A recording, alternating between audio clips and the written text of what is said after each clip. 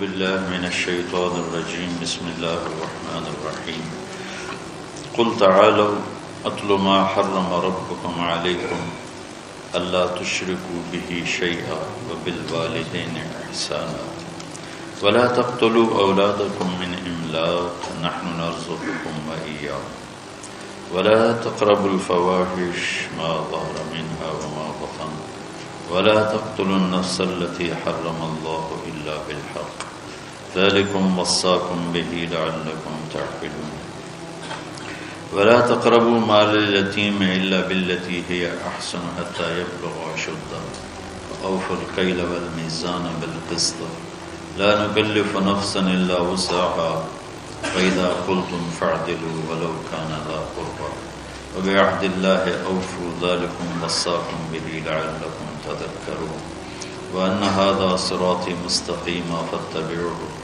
ولا تتبعوا السبل فتفرق بكم عن سبيله ذلكم وصاكم به لعلكم تتقون۔ سورہ انعام میں یہ چند آیات میں نے پڑھی ہیں، ان کو وصایا ثلاث کہتے ہیں۔ اللہ تعالیٰ کی طرف سے 3 وصیتیں، 3 نصیحت۔ وصیت و ارض واسعہ والف صادیہ واسع، سرسبز زمین،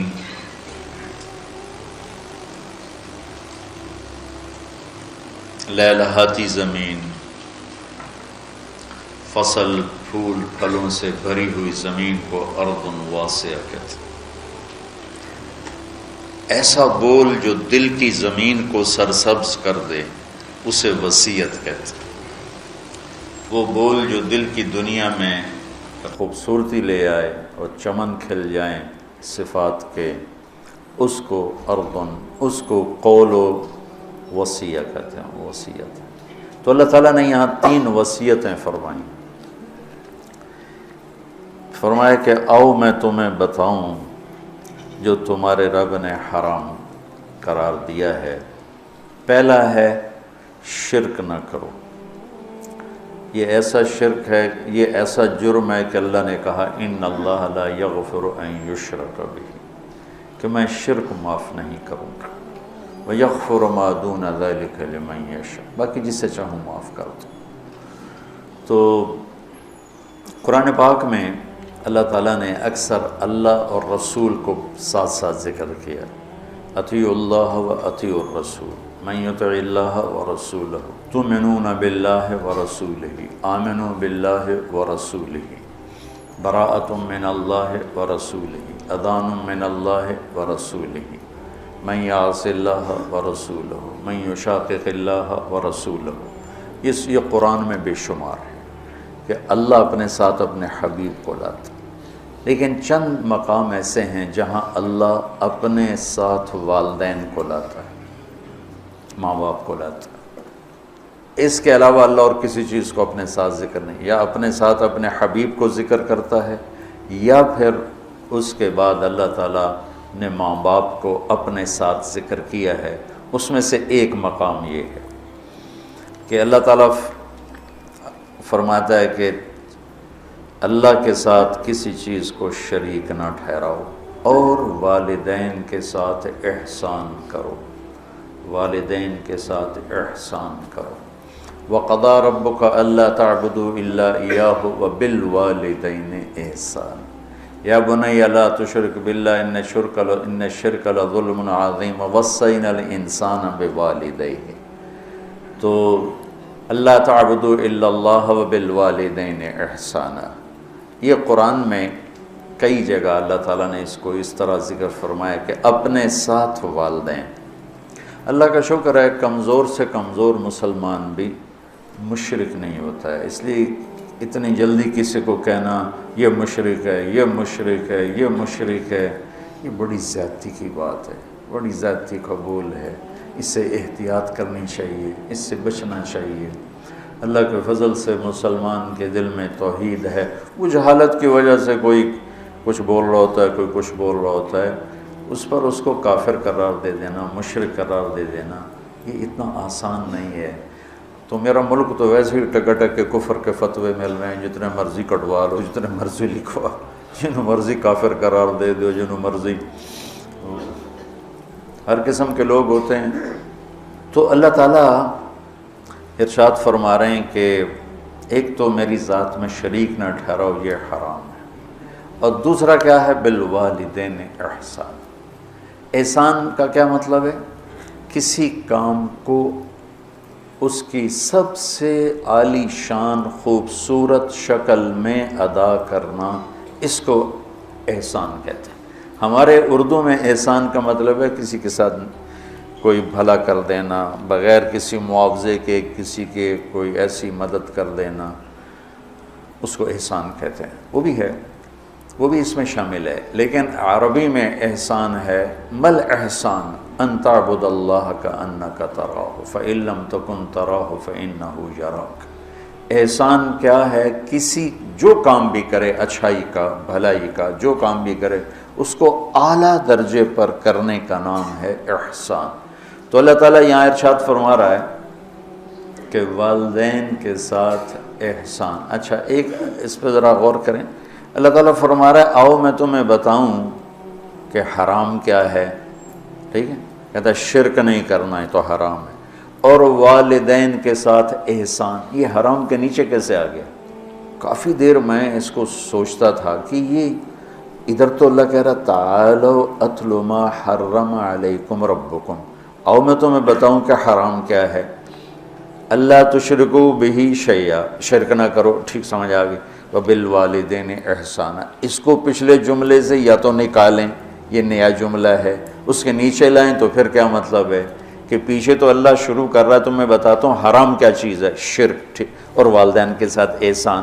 تو اگر ہم ظاہری نظر سے دیکھیں اور غور نہ کریں تو یوں لگتا ہے جیسے والدین کے ساتھ احسان بھی حرام ہے. یہاں اللہ تعالیٰ بڑی عجیب طریقے سے ماں باپ کی عظمت کو بتا رہے ہیں کہ ماں باپ کے ساتھ صرف احسان ہی مطلوب ہے، اس سے نیچے جو ہوگا وہ حرام ہوگا، حرام سے نہیں نکل سکو گے. اللہ نے ماں باپ کا حق اپنے بعد رکھا ہے. لا تقل لہما اف، جس کو ہم کہتے ہیں بیزاری سے ماں کو کہہ دیا باپ کو کہہ دیا اتنا بھی اللہ تعالیٰ فرما رہا ہے کہ اتنے کی بھی ہم گنجائش نہیں دیں گے ماں باپ کے سامنے. میرے نبی نے فرمایا میری ماں ہوتی اور میں عشاء کی نماز کے مصلی پہ کھڑا ہوتا اور سورۃ فاتحہ پڑھ رہا ہوتا اور میری ماں مجھے کہتی محمد، تو میں ماں کی خاطر نماز توڑ دیتا.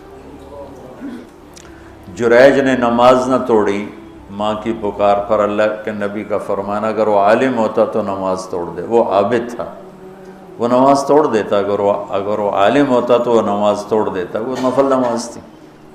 تو اللہ تعالیٰ وَقَضَىٰ رَبُّكَ أَلَّا تَعْبُدُوا إِلَّا إِيَّاهُ وَبِالْوَالِدَيْنِ إِحْسَانًا، کہ تیرے رب کا فرمان ہے، تیرے رب کا اعلان ہے کہ بندگی صرف اللہ کی ہے اور احسان ہے والدین کے ساتھ. تو یہاں یہ ایک خوبصورت انداز میں تاکید کی انتہا ہے کہ احسان سے نیچے جو ہوگا وہ اسی حرام میں آئے گا. احسان سے بھی کوئی اوپر کی بات ہے تو وہ کر کے دکھا، وہ کر کے دکھا. جو ابو ہریرہ رضی اللہ تعالیٰ عنہ کی نے مسجد میں جہاد کی ترغیب سنی تو آ کے ہتھیار اٹھانے لگے. ماں نے پوچھا کہاں جا رہے ہو؟ کہا میں جہاد پہ جا رہا ہوں. تو کہنے لگی میں تو اکیلی ہوں، میرا پیچھے کیا بنے گا؟ کہا یہ نہیں مجھے پتا، بس میں جا رہا ہوں. تو انہوں نے بہت محنت کی، وہ مانے نہیں. پھر انہوں نے اپنے چھاتیوں کی طرف اشارہ کیا، دیکھ میں نے تمہیں یہ دودھ پلایا ہے، اس کے واسطے رک جا. کہا نہیں میں نہیں رکوں گا.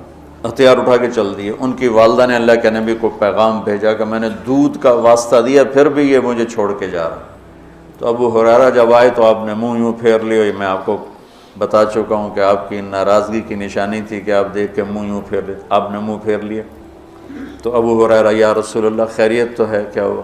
کہ تیری ماں تجھے دودھ کا واسطہ دیتی ہے اور تو پھر ہتھیار اٹھا کے جہاد کو جاتا ہے. مجھے تیرے ایسے جہاد کی کوئی ضرورت نہیں، چل جا اپنی ماں کے پاؤں میں بیٹھ، وہی تیرا جہاد. کلاب بن امیہ جہاد میں چلے گئے، والدین دونوں بوڑھے تھے.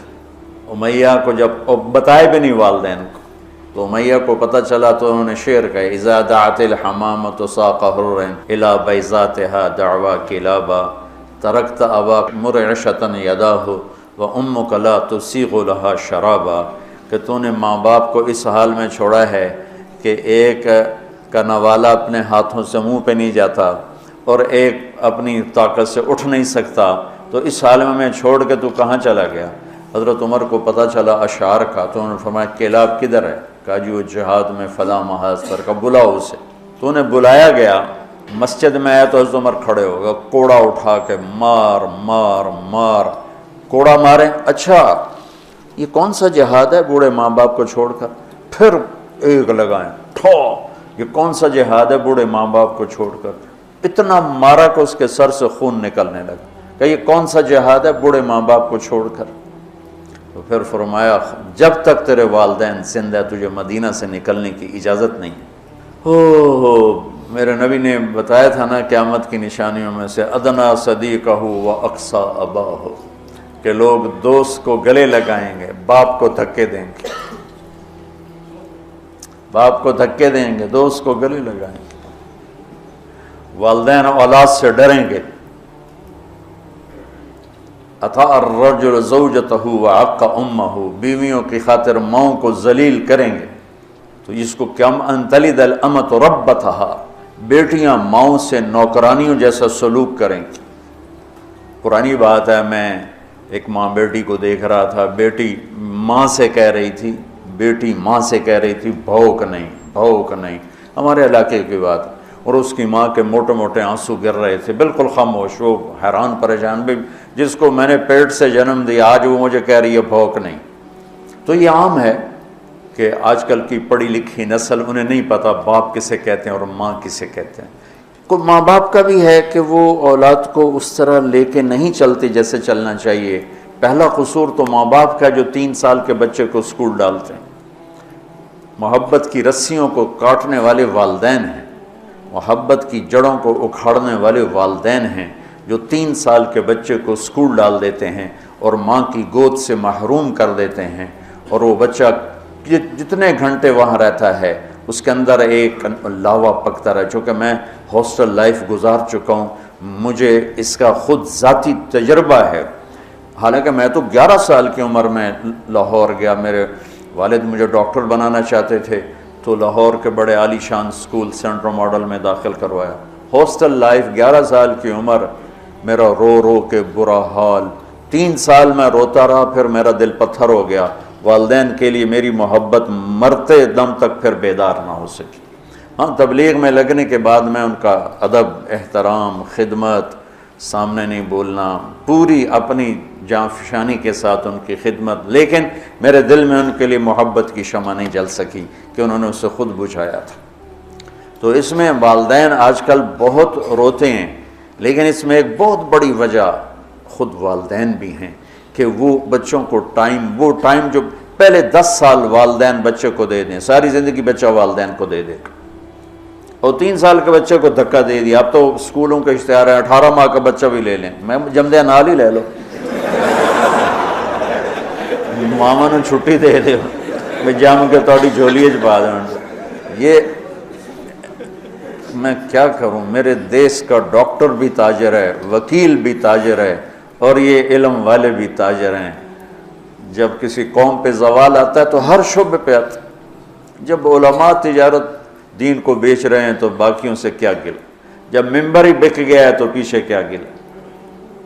سارے ایسے نہیں ہیں، سارے وکیل ایسے نہیں، سارے ڈاکٹر ایسے نہیں، سارے علماء ایسے نہیں، یہ اکثریت کی بات ہے۔ ہر طبقے میں چونکہ شر غالب ہے تو ہر طبقے میں وہ غالب ہے۔ تو میرا رب کہتا ہے کہ ایک میری ذات میں شریک نہ ٹھہراؤ، اور ایک والدین سے احسان سے نیچے ہمیں قبول نہیں، احسان تک پہنچو گے تو قبول ہوگا۔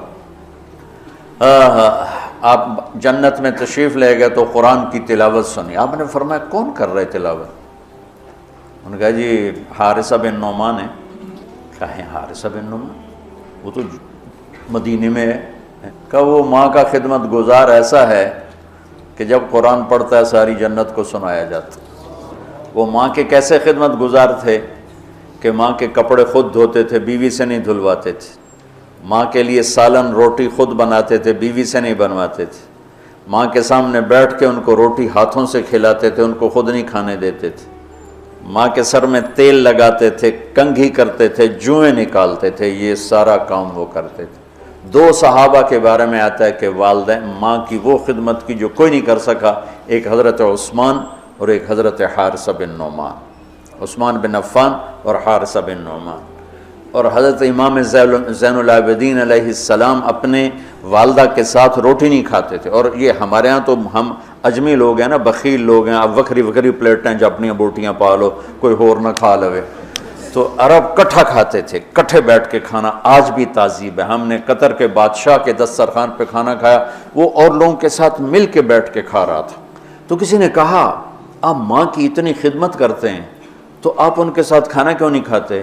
فرمایا کہ مجھے ڈر لگتا ہے کوئی ایسی بوٹی نہ اٹھا لوں جو میری ماں کی نظر میں ہو اور میں اٹھا کے مجرم بن جاؤں، کہ وہ میری ماں کی نظر میں ہو اور میں اس سے پہلے اٹھا کے کھا لوں تو کہیں میں ماں کا مجرم نہ بن جاؤں، اس لیے میں ساتھ نہیں کھاتا ہوں۔ کسی نے حضرت علی سے پوچھا حسن آپ کے بیٹے کیسے ہیں؟ کہا میں جب چلتا ہوں تو میرے آگے نہیں چلتا، میرے پیچھے چلتا ہے، جب میں بیٹھنے لگتا ہوں تو پہلے مجھے بٹھاتا ہے پھر خود بیٹھتا ہے، اور جب میں گھر میں کمرے میں ہوتا ہوں تو گھر کی چھت پہ نہیں چڑھتا کہ باپ سے اوپر نہ ہو جائے۔ تو آج والدین بہت ذلیل ہیں اولاد کے ہاتھوں، بہت دکھی ہیں اولاد کے ہاتھوں، اور ان کی جو فریادیں وہ عرش کو ہلا دیتی۔ تو اپنے ماں باپ کی راحت بننا، ٹھنڈک بننا، خوشی بننا، یہ میرے رب کا پیغام ہے کہ وَبِالْوَالِدَيْنِ إِحْسَانًا۔ اور پھر وَلَا تَقْتُلُوا أَوْلَادَكُم مِّنْ إِمْلَاقٍ نَحْنُ نَرْزُقُكُمْ وَإِيَّاهُمْ۔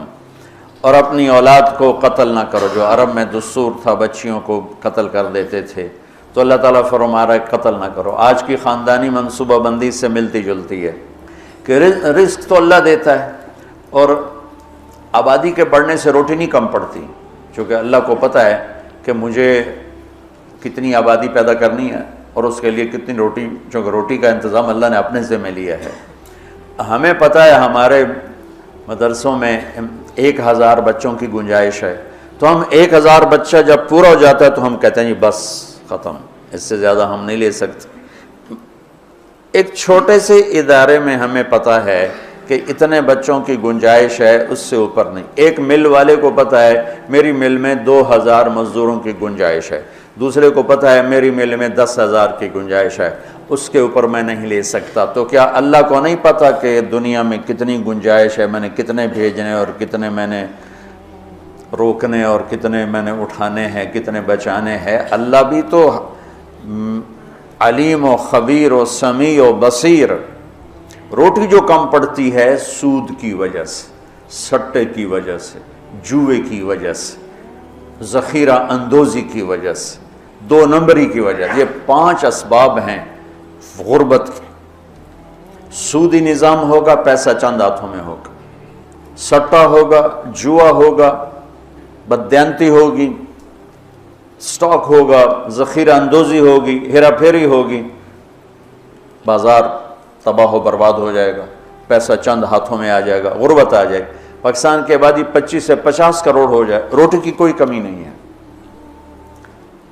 کمی آتی ہے جب اللہ کی نظام معیشت کو توڑا جاتا۔ میرا اللہ کہتا فَأْذَنُوا بِحَرْبٍ مِّنَ اللَّهِ وَرَسُولِهِ، یا سود چھوڑ دو یا اعلان جنگ ہے۔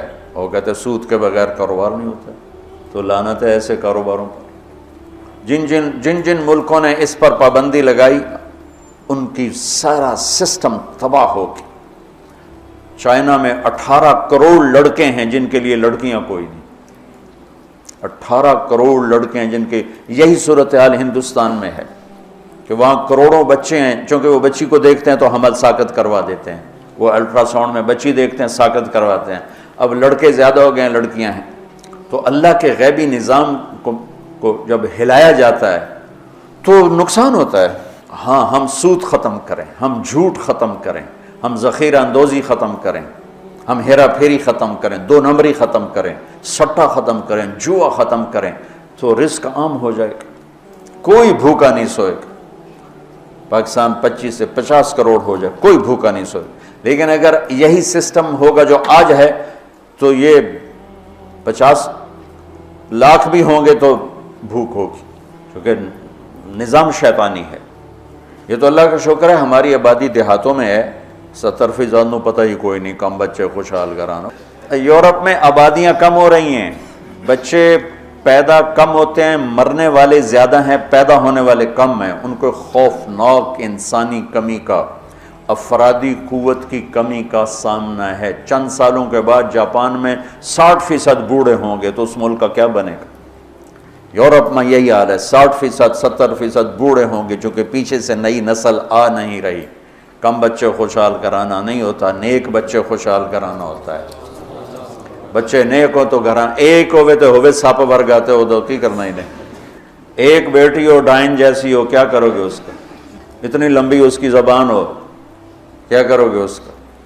دیندار چھوٹا خاندان زندگی آسان نہیں، دیندار خاندان زندگی آسان، نیک خاندان زندگی آسان۔ بچے تھوڑے ہوں یا زیادہ ہوں، تقدیر کے فیصلے ہیں۔ نیک ہیں تو موج ہی موج۔ ہزاروں گاڑیاں گزرتی ہیں، میرے لمبے لمبے سفر ہوئے تو کسی ایک آدھ گاڑی میں کوئی ایک بچہ بیٹھا ہوتا ہے۔ یورپ امریکہ کا جو میرے سفر ہوئے میں نے دیکھا، اور صبح تم اللہ کے فضل سے دیکھنا چنگ جی پر لڑکے سکول کیسے جا رہے ہوتے ہیں، ہماری ڈگی میں بھی بچے بیٹھے ہوتے ہیں۔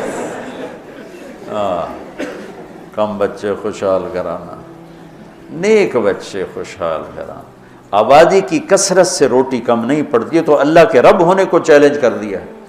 ہمارے اپنے کرتوتوں سے روٹی کم پڑتی، کیوں سودی نظام، کیوں جھوٹ ہے، کیوں ہیرا پھیری ہے، کیوں دو نمبری ہے، کیوں ملاوٹ ہے، کیوں کھوٹ ہے، کیوں سٹا ہے، کیوں جوا ہے، کیوں پرچی پہ کاروبار چلتا ہے۔ یہ غلط کاروبار، غلط طریقوں کی وجہ سے ہر شے تباہ برباد ہوئی پڑی۔ اور تیسری بات فرمائی وَلَا تَقْرَبُوا الْفَوَاحِشَ مَا ظَهَرَ مِنْهَا وَمَا بَطَنَ، اور فرمایا کہ بے حیائی سے بچو، بے غیرتی۔ جس معاشرے میں بے حیائی آتی ہے، زنا آتا ہے، زنا آتا ہے، نسل تباہ و برباد ہو جاتی ہے، خاندان ٹوٹ جاتا ہے، خاندان بکھر جاتا ہے۔ ہمارے مسائل اور ہیں، ہماری پریشانی ہماری بددیانتی، کھوٹ، جھوٹ کی وجہ سے کچھ نہ کچھ ہمارا فیملی سسٹم پھر بھی موجود ہے، لیکن یورپ تباہ ہو چکا ہے، مغربی ملک تباہ ہو چکے ہیں کہ ان کا فیملی سسٹم ٹوٹ چکا ہے۔ وہاں نہ کوئی ماں ہے، نہ کوئی باپ ہے، نہ کوئی بھائی ہے، نہ کوئی بہن ہے، نہ کوئی بیٹی ہے، نہ کوئی بیوی ہے۔ وہ انتہائی کرب کا شکار ہے۔ مجھے ڈاکٹر ملا، میں امریکہ سے آیا ہوا تھا، رائمنڈ ملا۔ میں نے کہا تم کس چیز کے ڈاکٹر؟ میں بچوں کا ڈاکٹر ہوں، نفسیاتی مریض۔ میں نے کہا ہے بچے بھی نفسیاتی مریض ہوتے ہیں؟ کہ اتنے مریض ہیں کہ میری لسٹ 6 مہینے بعد ڈیٹ ملتی ہے، میری لسٹ میں 6 ماہ بعد اس کا نمبر آتا ہے، اتنے مریض ہیں لائن۔ میں نے کہا اس کی کیا وجہ ہے؟ کہا ماں باپ نہیں ہیں۔ باپ تو ہوتا ہی نہیں ہے، بوائے فرینڈ ہے، جب وہ حمل ہوتا ہے وہ چھوڑ کے بھاگ جاتا، وہ کسی اور لڑکی کو لے لیتا۔ اکیلی لڑکی بچہ جانتی ہے، پھر اس نے جاب کرنی ہے، اپنا گھر چلانا ہے، تو بچوں کو چھوڑتی ہے۔ وہاں وہ کیئرنگ بنے ہوئے ہیں ہاؤس، جہاں یہ پورا کاروبار ہے کہ بچوں کو وہاں چھوڑ کے چلے جاؤ۔ وہاں بچے کے پاس ماں نہیں ہے، باپ نہیں ہے، بہن نہیں ہے، بھائی نہیں ہے۔ وہ آنکھ کھولتا ہے تو ایک غیر مانوس ماحول میں ہوتا ہے۔ کہا ہم وہاں جہاں یہ بیبی کیئرنگ بنے ہوئے ہیں سینٹر، وہاں دیواروں کے اوپر فوم لگا ہوا ہے، چونکہ بچے ٹکرے مارتے ہیں دیواروں میں، اپنا سر پھاڑ لیتے۔ تو وہ ہم سے زیادہ تباہ معاشرہ ہے کہ وہاں بوڑھے کی زندگی نہیں ہے، جوان کی زندگی نہیں ہے، عورت کی زندگی نہیں ہے، مرد کی زندگی نہیں ہے۔ اور یہ وہ یہاں تک پہنچے بے حیائی، عورت کو ننگا کیا تباہ ہو کے، عورت کو مرد کے ساتھ بٹھایا تباہ ہو کے۔ میرے رب نے حد فاصل کرا، عورت الگ جنس ہے، مرد الگ جنس ہے۔ عورت کے لیے گھر کی زندگی ہے، مرد کے لیے بازار کی زندگی ہے۔ جب تم بڑے دانشور بنو گے اور ایک ڈیسک پہ ان کو بٹھاؤ گے تو بے حیائی۔ آج کی یونیورسٹیوں میں جو کھلم کھلا، میں زبان سے کیسے کہوں، اپنا ہی پیٹ ننگا کرنے والی بات۔ اور میرا رب کہہ رہا ہے لا تقربوا الفواحش ما ظہر منها وما بطن، کہ بے حیائی کے قریب نہ جاؤ، بے حیائی کے قریب نہ جاؤ۔ اچھا، یعنی زنا کے بارے میں اجل لا تقربوا الزنا، یہ نہیں کہا کہ لا تزنو، زنا نہ کرو، کہا لا تقربوا، زنا کے قریب نہ جاؤ، قریب جانے کا کیا مطلب ہے؟ بے پردگی، آوارگی، مکس گیدرنگ، عورتوں کے چھوٹے کپڑے اور اب جسم کو ننگا کرنا، نمائش کرنا۔ یورپ کی عورت بیچاری کو تو پتہ نہیں ہے، وہ نہ ماں ہے، نہ بیٹی ہے، نہ بہن ہے، نہ بیوی ہے، وہ ایک ٹیشو پیپر ہے، استعمال کر کے پھینک دیا جاتا ہے۔ مغرب کی عورت انتہائی مظلوم ہے، دیکھنے میں وہ نظر آ رہا ہے آزادی نہیں ہے، اللہ کی قسم کربناک زندگی ہے، کربناک زندگی۔ اس لڑکی کا کیا حل ہوگا جو 11 سال کی عمر میں اپنا خاوند ڈھونڈنا شروع کرے اور 20 نوجوان اسے استعمال کر کے پھینکتے چلے جائیں، اس کی کیا زندگی ہوگی؟ اور اس نوجوان کی کیا زندگی ہو جو بیوی کی تلاش میں دھکے کھا مر جائے اور اسے کوئی وفادار لڑکی نہ ملے۔ عورت کو شوہر نہیں ملتا، مرد کو بیوی نہیں ملتی، تو اس لیے وہاں کی نسل گھٹ گئی ہے۔ تو میرا رب کہتا ہے لا تقربو، لا تقربو کا مطلب ہے کہ جو چیزیں بدکاری کو ہوا دیتی ہیں وہ ہے مرد عورت کا کھلا اختلاف، عورت کی بے پردگی اور عورت کا کپڑوں سے باہر آ جانا۔ مرد پورے کپڑوں میں اور عورتیں ٹانگیں ننگی کرتی جا رہی ہیں، رانیں ننگی کرتی جا رہی ہیں، بازو ننگی کرتی جا رہی ہیں، کوئی تو عقل کی بات ہو۔ یہ شیطان نے عورت کو الٹے راستے پہ چلایا اور اس نے اپنی عزت بھی گنوا دی، عصمت بھی گنوا دی اور اپنا مقام اور مرتبہ بھی گنوا دی۔ تو شرک نہ کرو، والدین کے ساتھ احسان کرو، اور فرمایا بے حیا نہ بنو، بے حیا نہ بنو، بے غیرت نہ بنو۔ اور لا تقتلوا النفس التي حرم اللہ الا بالحق ذالکم وصاکم بہ لعلکم تعقلون۔ یہاں ایک وصیت پوری ہو جاتی ہے، اور کسی کو قتل ناحق نہ کرو، قتل ناحق۔ من یقتل منکم متعمدا، من یقتل مؤمنا متعمدا فجزاؤہ جہنم خالدا فیہا غضب اللہ علیہ ولعنہ وعد لہ عذابا عظیما۔ اللہ نے پانچ عذاب سنائے ہیں۔ جو کسی مسلمان کو جان بوجھ کے قتل کرے گا اس کی جزا ہے جہنم، خالداً فیہا، ہمیشہ رہے گا، غضب اللہ علیہ، اور اللہ اس کا اس پہ غضب ہوگا، ولعنہ، اور اللہ کی اس پہ لعنت ہوگی، وعد لہ عذابا عظیم، اور اس کے لیے عذاب عظیم تیار کیا ہوا ہے۔ عمر بن عبدالعزیز کا انتقال ہونے لگا تو بلا کے رجا سے کہا 3 بادشاہوں کو قبر میں اتارا، عبد الملک کو، ولید کو، سلیمان کو، تہجد گزار، شب بیدار، روزے دار، قرآن کی تلاوت کرنے والے، زنا سے پاک، شراب سے پاک، فحاشی سے پاک، آوارگی سے پاک۔ لیکن فرمایا میں نے دیکھا ان کے چہرے کالے سیاہ ہو گئے اور ان کے چہرے قبلے سے یوں ہٹ گئے۔ کیا تھا؟ ظالم، خون بہایا۔ سلیمان کی میت کو قبر کے قریب کیا تو ہلنے لگی، تو اس کے بچوں نے کہا ہمارا ابا زندہ ہے۔ عمر بن عبدالعزیز نے فرمایا زندہ نہیں، عذاب قبر شروع ہو گیا ہے، قبر میں جانے سے پہلے ہی عذاب قبر شروع ہو۔ بل عجل اللہ بالعقوبہ۔ ان کا ایک جرم تھا تینوں کا، ظالم، ظلم، خون پانی کی طرح بہایا۔